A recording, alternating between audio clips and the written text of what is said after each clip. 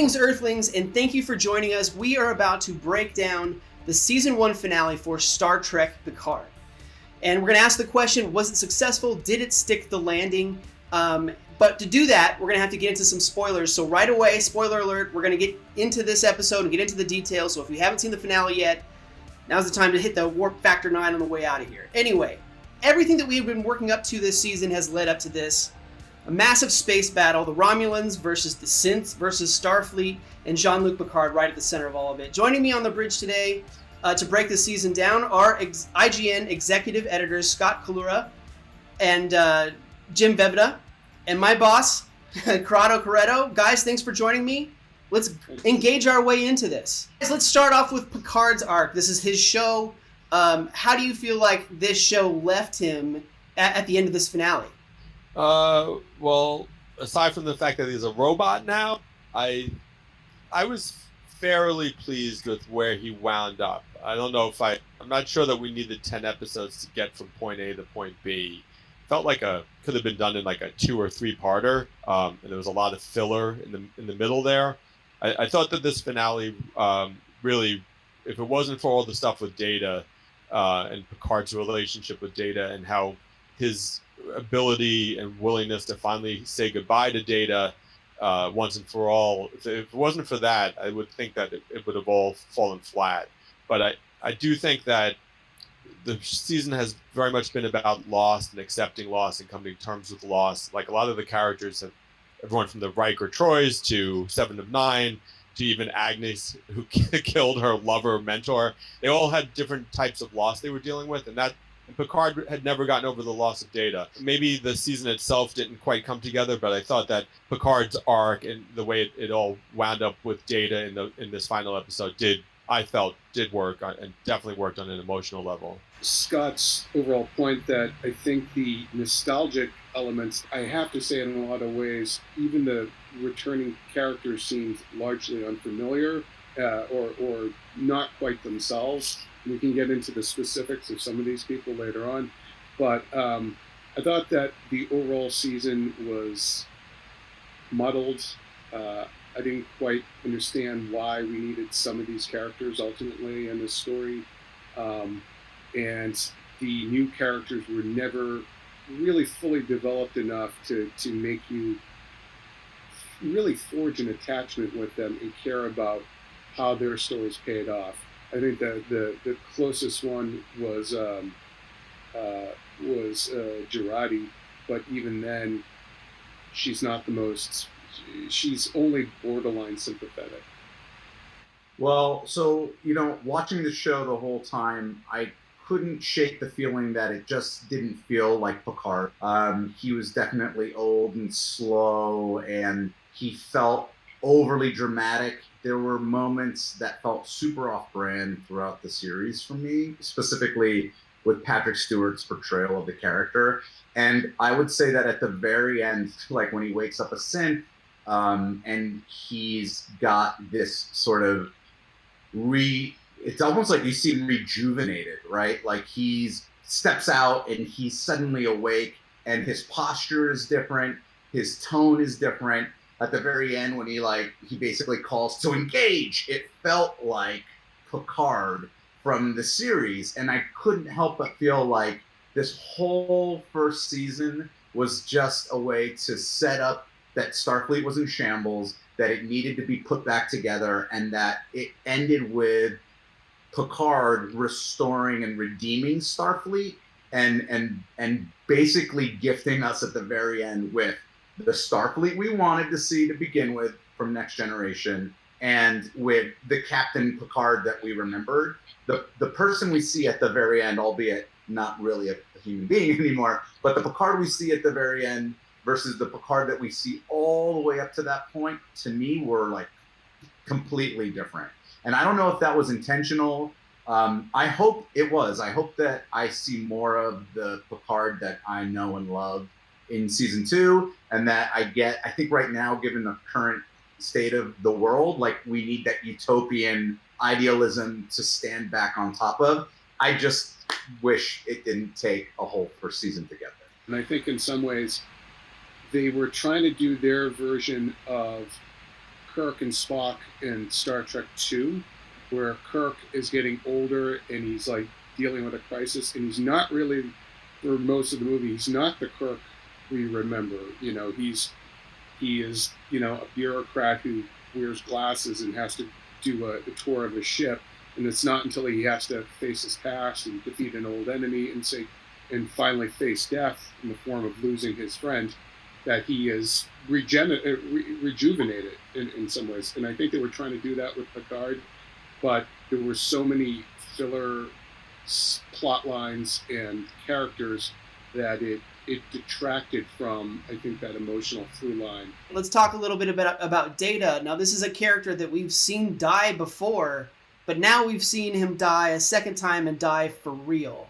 What does that mean to Star Trek to see Data finally die like this? Scott, you want to start with that? I thought that was one of the best things they did all season. I fully expected them to bring Brent Spiner back as a new version of Data by the end, and like he'd even be in like season 2 or something as a regular part of the Picard squad. You know, they're gonna die. Like, these guys can't last forever, and when you drag it out for too long, but at a certain point it just doesn't seem authentic anymore. And apparently Brent Spiner, I interviewed the showrunner Michael Chabon, and he told me that basically one of the reasons Spiner was willing to come back was under the agreement that he didn't want to have to play Data forever. So I think he wanted out. And, you know, I just thought it worked in terms of the themes of the season. I thought it was really nicely done. It was really emotional. And I just thought it was great. I wondered if, like, was Data sitting in that room for like the past 20 years waiting for someone to visit in that virtual reality? I don't know. That kind of sucks if that's the case, but yes. Yeah, he was in like a robot purgatory. Yeah, I agree. I think the Data thing probably was the goodbye that we've been wanting to see. My take on Data's death is that it was a redo of Nemesis. I'm not convinced that fans ever really truly were happy with the way that whole thing ended. I think that part of Picard was sort of centered around that idea that, like, he carried the burden of that loss for so long. It was part of the thing that crippled him. And I think that, like, it was absolutely a bit, not only just fan service, but I think a service to the cast as well, to like do it so elegantly. And I actually thought it was really great. I loved it. Especially like as they were pulling out whatever the nodes were piece by piece, and he just kept getting older and older. I thought it was beautiful. I didn't realize Data was saved on flash drives. That was But so are we going to see Dr. Soong? Is he going to be coming back? Yeah, I get the sense he'll recur. He'll pop up in season 2, maybe, you know, so they can bring Brent Spiner back. He's not on the ship at the end of the episode, right? So he doesn't seem to have joined the team necessarily. But he's still out there. He's down on planet Android, I guess. I will say too, some of the ideas though of like transferring, like, you know, or dealing with a dead loved one as a robot and stuff, like Star Trek was doing that back in the 60s. Was it like Requiem for Methuselah? Was that the one where his daughter was actually an android that whole time because she had died years before? And then even, I kept thinking of, remember, Dr. Roger Colby and Nurse Chapel's ex, and didn't he turn out in the end to be an android too? He was an android also, yes. And then there was... oh yeah, that's basically Picard as Dr. Corby now. Yeah. Yes. We talked about the redemption of Starfleet. When we started this season out, when we were doing the press for it, the showrunners were very explicit. Oh, the Starfleet is not evil. That's not what we're looking at. But then we get into this season, and that's kind of exactly what we were looking at. Now, the way that this season ends, do you feel that Starfleet has been rectified? Are they good now? Or are we still going to be looking at this, like, ramifications of this moving forward? Who can say what they're going to do moving forward? It seems to me like they decided to leave that part of the story behind at a certain point when they revealed that Commodore O was actually General O, and she was a Romulan spy. And certainly Riker showing up with the fleet at the end seems to indicate that Starfleet's trying to do the right thing. And there's also a throwaway line where they say that synths aren't banned anymore, which just kind of happens off camera. A lot of stuff just kind of happens off camera in this episode. I wouldn't be surprised if they leave that behind next season because they've done it a lot. Star Trek Discovery did a lot of evil Starfleet stuff too in the first 2 seasons. I was all about seeing Picard at the very end calling in the Armada, and they all show up, and Riker's there, and now they curse in the future where they didn't before, and they love nothing more than to kick their ass across the galaxy. Like, I was all about it, and I'm like, and I didn't even know how, because I do love Discovery, I didn't even know how much I missed that Next Generation Starfleet, and I hope it's here to stay. Yeah, I hope so. Yeah. Speaking of the Next Generation, cleaned up real nice too. I'm sorry, Jesse. I was going to say, speaking of the Next Generation Starfleet, you mentioned Riker. We had an appearance by Riker and Troy in this season. Especially the callback where he shows up at the very end to save the day. That was pretty epic. What did you think about the Riker and Troy that we have met now in this future, and kind of how they fit into this world? I thought it was some of their strongest material that they ever got, and I think a good part of that is just simply the fact that the actors have aged and they are quite different people now. But I think giving them a child that had passed away and a child that was still alive kind of showed different dimensions to them as parents, and the fact that even though they did lose a child and were clearly still affected by it, they hadn't lost hope, and they were still heroes. You know, they didn't like just crawl into a bottle like Raffi and hide from the world. So I thought that was the strongest episode of the season, and I agree with what you're saying, Jim. Like they weren't afraid to take the Riker and Troy in a different direction. Also, it was like they didn't sit still since we last saw them. They weren't still on the USS Titan or whatever. Their lives had moved on, and it was some of the best material they were given to do in a long time. But they were kind of wasted in the movies. They never really had room.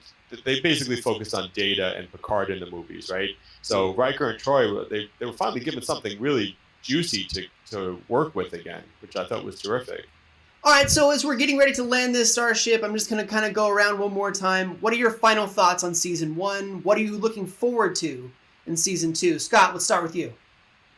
Final thoughts on Season 1 was kind of blah. It had some great stuff in it. It had some bad stuff in it, but I would say overall it was fairly mediocre, unfortunately. In terms of looking forward to, I'm hoping that this was their shakedown cruise, and they're in a stronger place in Season 2. They finally feel like a real team by the end of the season in that final shot of them on the bridge together. And it looks to me as though 7 of 9 is going to be a regular now. She's there on the bridge. I guess she just left her Borg friends down on the planet, and she's like, later. So I would be very interested to see more of what's going on with 7, because I felt like I was super psyched to see her. I was never a 7 of 9 fan, and I was so excited when she showed up. Not that I didn't like her, I could go either way with her, but I thought it was really cool when she showed up on the show. And then I felt like they kind of underutilized her. She would pop up, but we never fully understood her motivations on things, and she's very different than she was on Star Trek Voyager. So I'm hoping that she's back as a regular next season, and that we'll really get a deeper exploration of her and her dynamic with Picard, because they're both ex-Borg. Yeah, I like to just go off that point for a second here, because 7 of 9 to me, I did like Voyager, and I thought she was a great character in that show, but the 7 of 9 on Picard is just not 7 of 9, and she's Gamora from Guardians of the Galaxy. You know, she is right down to the coat and the look and attitude, everything. She's not 7, and it's fine if the character evolves, but you have to explore that and give us an explanation for it, not just have somebody show up who's completely different. You could have called that character anything, and it still would have been like a cool character, but I feel like they just slapped the name of 7 on there. And so that was something that I found frustrating about this season, was the promise of what this show could be versus what it was. I agree with you, Scott. I found it overall pretty mediocre.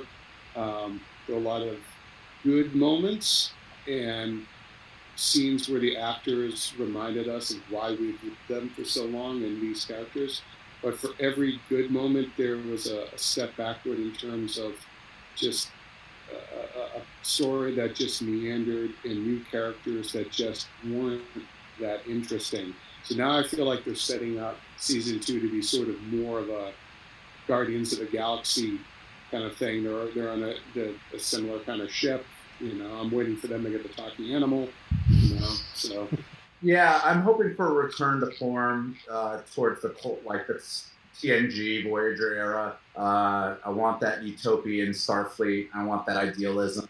I did like the fact that Picard had a ticking timer over his expiration date and that he was dying. I thought that was really interesting. I thought that they didn't do enough with that. I mean, I loved some of the things that they did play out with that, but now that he's, basically indestructible, I'm curious about how they'll rectify that. That clearly will probably go away as one of the driving plot points of it.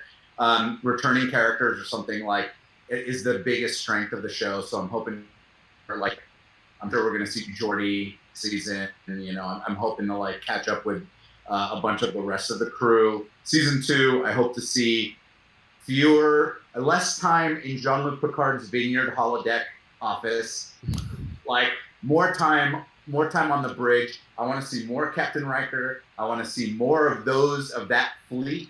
Get them back. Give them their own starship. What does the Enterprise? Where are we now? G maybe. E, F.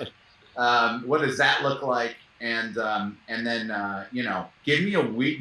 Maybe we need to go back to the week-to-week episodes and leave these giant overarching storylines by the wayside, because season 1 could have been a fine season finale and episode 1 of the next season. You could have done that in 2 episodes and had a really strong story arc instead of just drawing that out over a full season, 10 episodes. Yeah, I feel like next season, one of the challenges is going to be defining the role each of these characters is going to play. I feel like the cast of characters needs to be shaken up a little bit. If they really wanted to be ballsy, they'd kill off a couple of characters next season. But what are your thoughts about the Picard finale? Did this season work for you? What do you hope to see in season 2? Let us know in the comments below. And thank you so much for watching. And now that you're all caught up, check out The Borg Explained. And remember to follow and subscribe to IGN wherever you like to watch.